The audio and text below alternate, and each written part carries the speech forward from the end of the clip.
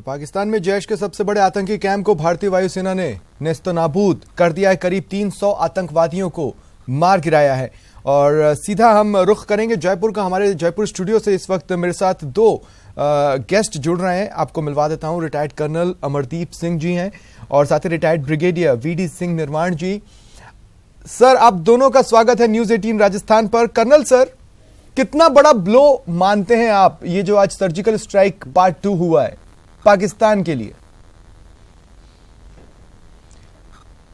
जी, अगर ब्लो की क्वांटम की बात की जाए तो बहुत बड़ा ब्लो नहीं है, लेकिन अगर साइकोलॉजिकल तरीके से देखा जाए और हमारी राजनीतिक जो इच्छा शक्ति हमने जाहिर की है उसके बनिस्बत देखें तो बहुत बड़ा ये ब्लो है। क्योंकि अभी तक दुश्मन ये सोच के बैठा था कि हम जो भी करेंगे उसका जवाब नहीं दिया जाएगा। इस समय जिस प्रकार से जवाब दिया गया, जिस इंटेंसिटी से जवाब दिया गया और जितना डीप जाके हमने जवाब दिया है, वो एक दुश्मन के लिए साइकोलॉजिकल ब्लो बहुत बड़ा है। मैं ये नहीं कहता कि 300 टेररिस्ट खाली 300 टेररिस्ट है। पाकिस्तान तो टेररिस्ट की फैक्ट्री है, तो ये मानने में कोई हमारे परहेज नहीं है कि 1500 से 2000 टेररिस्ट किसी भी समय अंडर ट्रेनिंग होते हैं वहाँ पर। उसमें से 300 का मारा जाना, जी हाँ, 6, 7, 8 महीने वो पीछे चले गए हैं, लेकिन साइकोलॉजिकल ब्लो जो है वो बहुत तगड़ा उनको मिला है। ओके, ब्रिगेडियर सर, मैं आपसे भी जानना चाहूंगा शुरुआत में ही कि आप कितना बड़ा ब्लो मानते हैं? देखिए, सबसे पहले इस बात का जवाब देने से पहले मैं एयरफोर्स को सैल्यूट करता हूं, उन पायलट्स को सैल्यूट करता हूं जिनने बहुत अच्छा एक एक्शन लिया और कामयाबी हासिल किया। मैं देश को भी बहुत धन्यवाद देना चाहता हूं, नमन करना चाहता हूं देश को कि आज पूरा देश जो है इस बात को गौरवान्वित महसूस कर रहा है और बहुत खुशी की लहर है, जो कि एक बहुत अच्छी बात है। अब ये ब्लो की बात थी, ये बात सिर्फ ये थी, हमारा मेन एम क्या था? मेन मुद्दा ये था कि पाकिस्तान में जो आतंकवाद जो पनप रहा है, जो उनकी ट्रेनिंग कैंप हैं जहाँ से वो ट्रेनिंग ले रहे हैं और वहाँ से आने के बाद में हमारे को तकलीफ दे रहे हैं, उनको हमने जाके उनकी जगह पर मारा। ये सबसे बड़ी बात थी। ये एक सबक है पाकिस्तान के लिए कि यदि वो इस तरह से आतंकवादियों को शेल्टर देंगे, सिक्योर्ड बेसेस देंगे, उनकी सपोर्ट करेंगे, तो वो पाकिस्तान के किसी भी हिस्से में छुपा के रखें, हम वहाँ भी उनको ढूंढ निकालेंगे और उनको मारेंगे। तो या तो पाकिस्तान इससे सबक सीख ले, और सबक नहीं सीखेगा तो आई थिंक गवर्नमेंट जो है इस एक्शन को कंटिन्यू करे।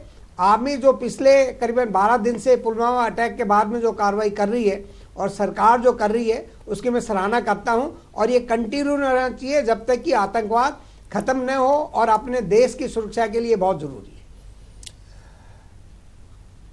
ओके, कर्नल सर, मैं दोबारा आपके पास आ रहा हूं। जैसा कि आपने कहा कि ये कोई बड़ा ब्लो नहीं है, मैं आपसे ये पूछना चाहूंगा कि अभी हमने पिछले 12 दिनों में देखा किस तरह से पाकिस्तान के अगेंस्ट दुनिया भर में माहौल बना है। खासकर एक तरफ जहां चीन मदद करना चाह रहा है लेकिन खुलकर नहीं कर पा रहा है। ऐसी कंडीशंस में ये जो स्ट्राइक पार्ट 2 भारत ने की है, वायुसेना ने जो की है, उससे कितना इंपैक्ट पड़ेगा इन प्रयासों पर भारत के कि पाकिस्तान को अलग थलग कर दिया जाए?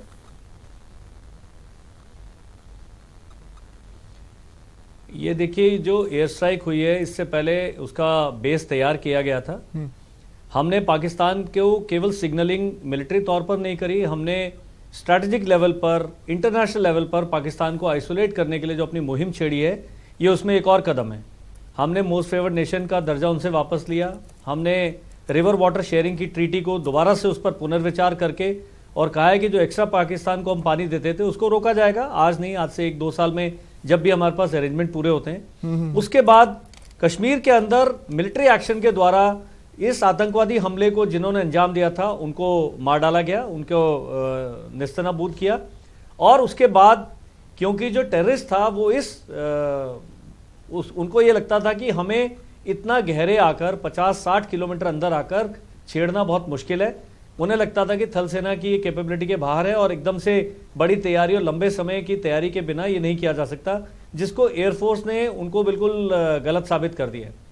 उस मामले में उस नज़र से देखा जाए तो आतंकियों को जो सबक मिला है वो बहुत सख्त है, वो बहुत बड़ा है, और उससे जो साइकोलॉजिकल तौर पर निकल पाना बहुत जल्दी उनके लिए संभव नहीं होगा। ब्रिगेडियर साहब ने बताया कि अब ये पॉलिसी शिफ्ट बहुत जरूरी हो चुकी है। आप हमें हिट करेंगे, हम आपको हिट करेंगे, ये दुश्मन को, पाकिस्तान जो उनका समर्थन करता है, आतंकी जो उसकी भूमि से ऑपरेट करते हैं, इन दोनों को ये सबक बिल्कुल क्लियर होना चाहिए।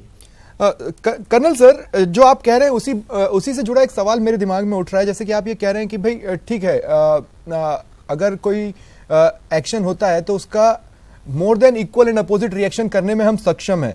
अब अगर सर्जिकल स्ट्राइक पार्ट 2 को हम देखें तो स्ट्रेटेजी वाइज और इंपैक्ट वाइज आपको लगता है कि हम अब भी हम उस लेवल पर आ चुके हैं या आने वाले हैं जिस लेवल पर अमेरिका था एबटाबाद में कार्रवाई के वक्त?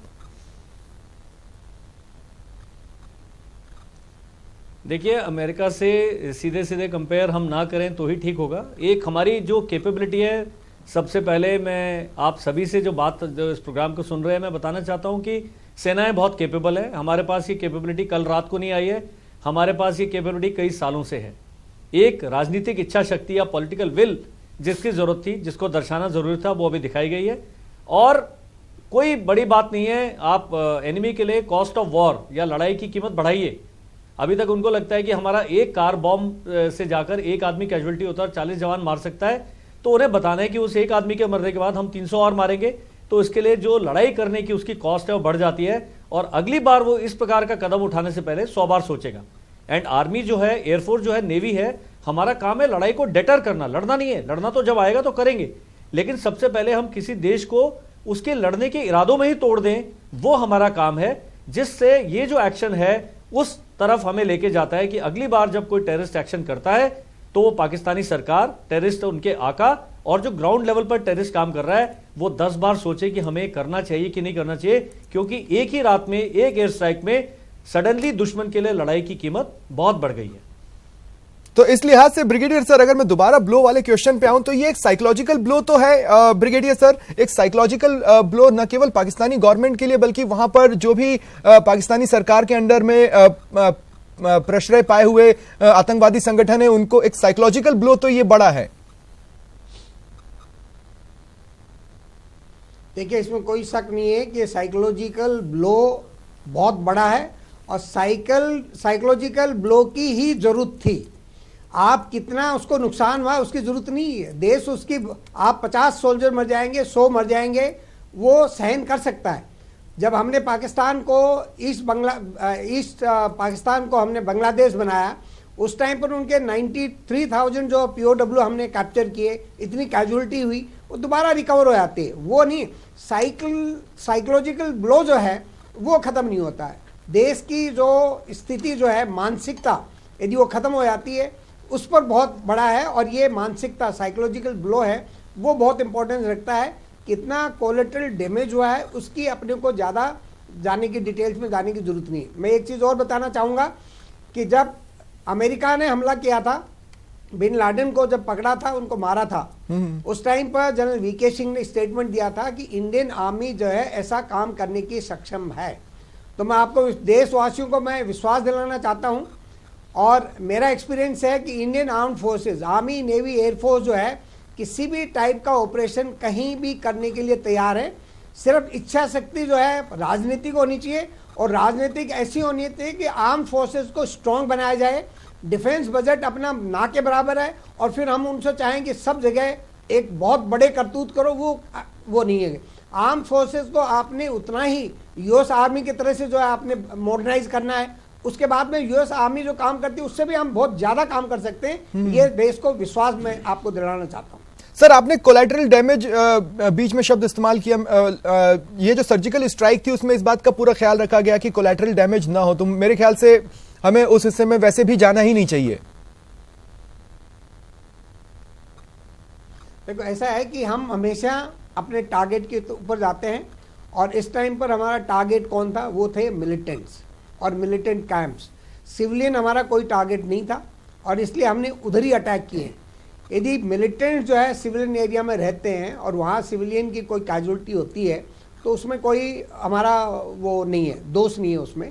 तो इसलिए पाकिस्तान को भी चाहिए कि मिलिटेंट्स को यदि सपोर्ट करते हैं तो ऐसी जगह करें जहाँ सिविलियंस हो ही नहीं, कि हम तो मिलिटेंट्स के अगेंस्ट जाएंगे क्योंकि वो हमारे को नुकसान कराते हैं। हमारा उद्देश्य पाकिस्तान पर अटैक करना नहीं है, उनके सिविलियंस पर अटैक नहीं करना। हमारा मेन मकसद ये है कि वो जो हमारे पर हमला करता है हम उनको पकड़ के मारें, चाहे वो कहीं छुपे हो। ठीक है। कर्नल सर, मैं दोबारा आपके पास आ रहा हूं। अब इस सर्जिकल स्ट्राइक के बाद ये सारी चीजें की शुरुआत हुई थी, वैसे तो काफी लंबे समय से चेन ऑफ इवेंट्स चले आ रहे हैं, लेकिन पुलवामा में जो अटैक हुआ था 14 फरवरी को, उसके बाद एक चेन ऑफ इवेंट्स चली हैं। मैं आपसे ये जानना चाहता हूं कि ये जो स्ट्राइक हुई है, हवाई स्ट्राइक, इसके बाद कश्मीर में फोर्सेस के मोरल पर किस तरह का असर पड़ेगा, और दूसरा इन टोटलिटी वैसे भी फोर्सेस पर कितना असर पड़ेगा? देखिए, जो साइकोलॉजिकल ब्लो अगर एनिमी के लिए है तो ये साइकोलॉजिकल बूस्ट है अपने पूरे देश के लिए।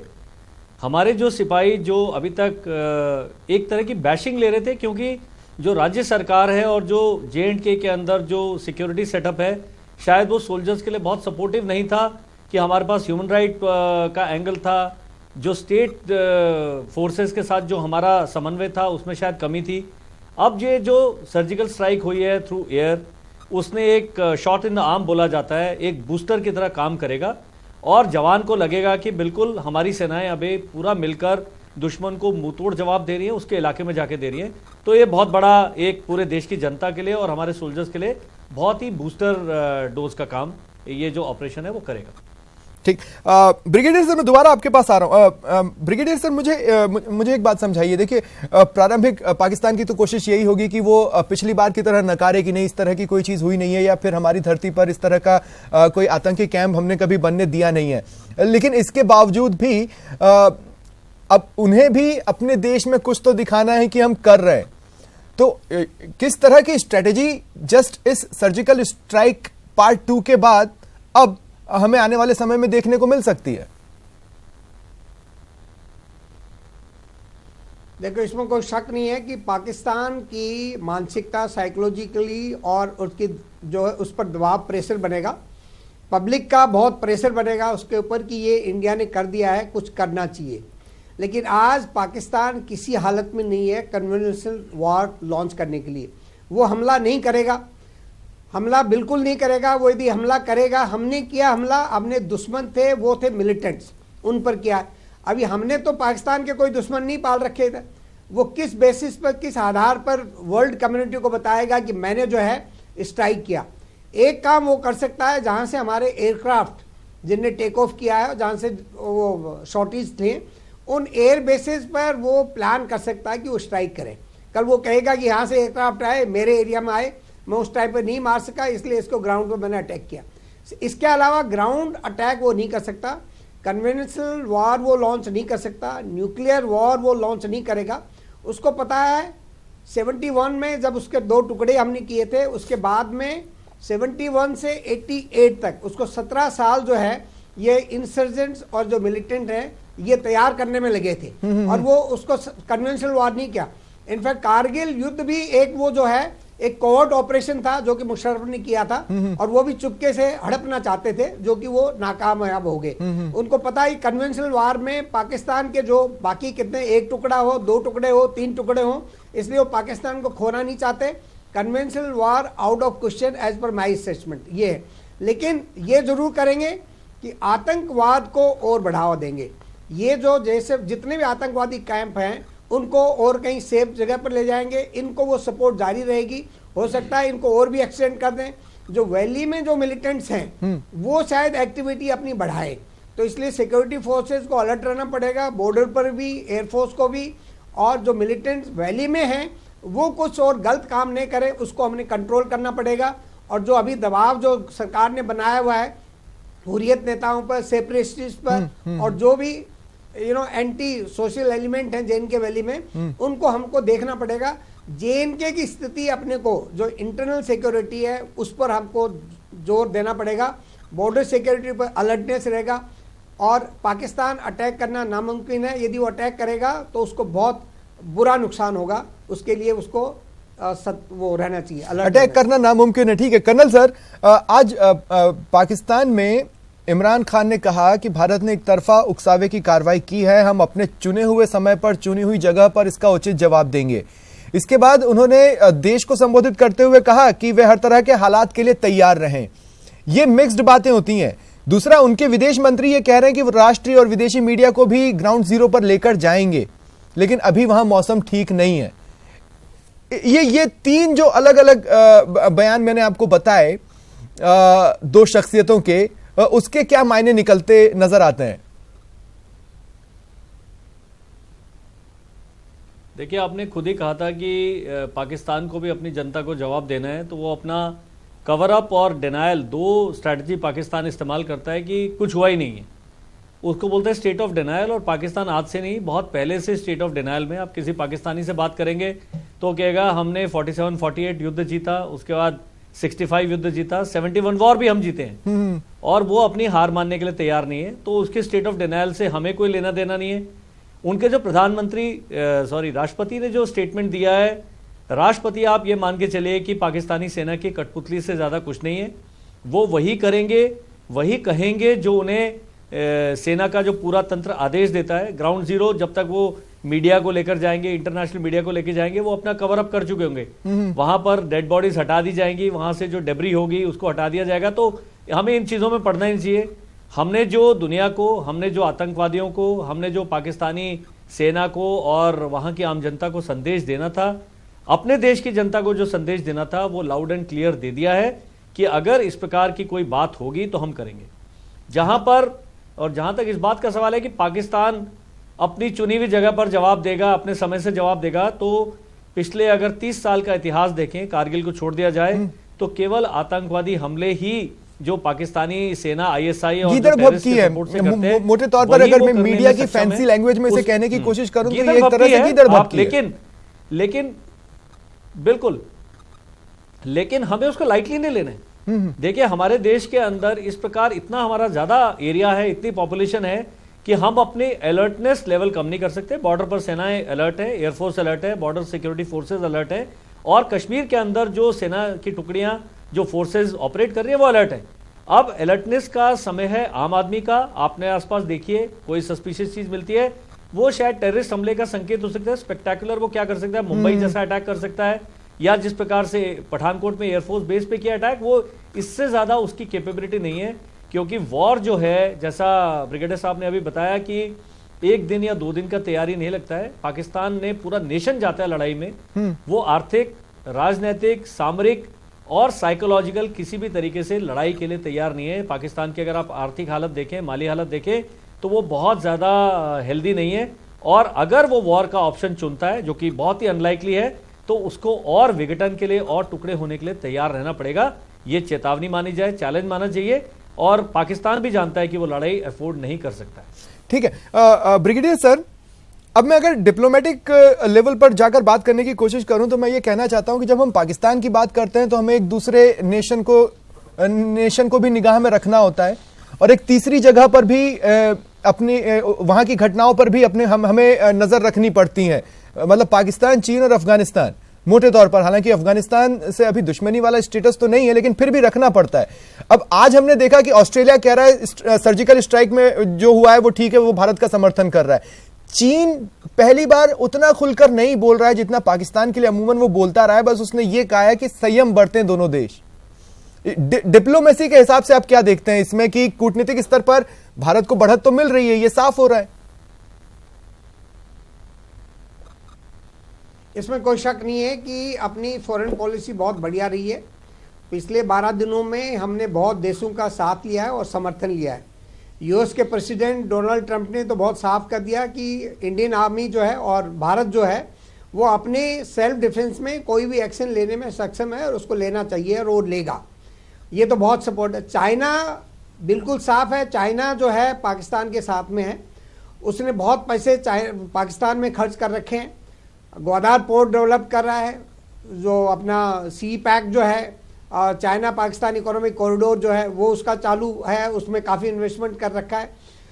चाइना नहीं चाहेगा कि इंडिया की स्थिति मजबूत हो, आतंकवाद यहाँ से दूर हो, और क्या पता यदि सिचुएशन ऐसी हो जाए तो देश के पार्लियामेंट में ये प्रतिज्ञा ली है सभी एमपीज ने कि पीओके हमारा है और उसको हम लेके रहेंगे। एक बार नहीं, 2 बार। यदि स्थिति ऐसे बनती जाती है, पाकिस्तान काबू में नहीं आता है और आतंकवाद को हम खत्म करते करते पीओके को भी ले लें तो ये कोई बड़ी बात नहीं है। और यदि पीओके को लेते हैं तो चाइना को खतरा हो जाता है। इसलिए चाइना नहीं चाहेगा कि ये जो है युद्ध हो या इंडिया। लेकिन जिस तरह के इंटरनेशनली हालात बन रहे हैं ब्रिगेडियर सर, आपको लगता है कि चाइना खुलकर किसी भी हालत में पाकिस्तान का समर्थन करने की स्थिति में है? देखो, चाइना किसी भी हालत में जा सकता है। जैसे यूएस जो है अपना पर्सनल इंटरेस्ट पहले देखता है, दूसरे का इंटरेस्ट बाद में देखता है और उसका पर्सनल इंटरेस्ट इंपॉर्टेंट है। चाइना भी अपना इंटरेस्ट देखता है, बाद में दूसरे का इंटरेस्ट देखता है। इसलिए चाइना जो है कुछ भी कर सकता है। चाइना के प्रति जो है आप ये विश्वास नहीं करते कि वो जो है वर्ल्ड प्रेशर में आएगा, वो कर दे। यदि वर्ल्ड प्रेशर में आता तो अजहर को अभी तक आतंकवादी घोषित कर देता। यूएन में सिर्फ एक चाइना है जो इसका समर्थन नहीं कर रहा। यूएन में अपन जो है अपना यूएन सीट के लिए जो है चाइना समर्थन नहीं कर रहा।